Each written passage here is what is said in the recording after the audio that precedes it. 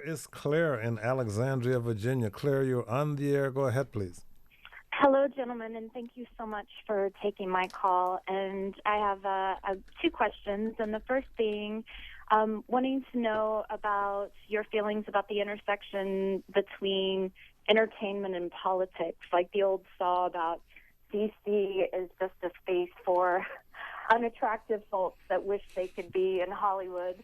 And then secondly, selfishly, I would love to know when you're going to be working with Chris Morris again, whom I just love. Oh, well, thank you very much, Claire. Chris Morris, who's a fantastic director and comedian in the UK, he's actually directed a couple of episodes of Veep this season and last season, and will be back directing more in season 3. So I hope that gives you a little something to look forward to. And in terms of the relationship, the relationship between politics and entertainment is interesting. In DC, they've been very welcoming to us. They love the idea of, for want of a better word, Hollywood coming to pay them attention, even though it's a slightly unflattering portrayal.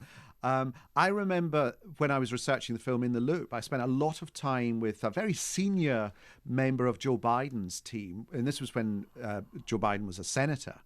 And he said, "Oh, this is a great job. You never know who you get to meet." I mean, the other week, do you know who I met? I met Bradley Whitford, who plays Josh in The West Wing. And I'm thinking, but hang on, he's an actor. You are Josh. You're him all the time, 24 hours a day. Why are you obsessed by someone who is paid to be you for 3 or 4 months a year? And I think it is that, DC is such an enclosed environment. It can get, they call it the echo chamber.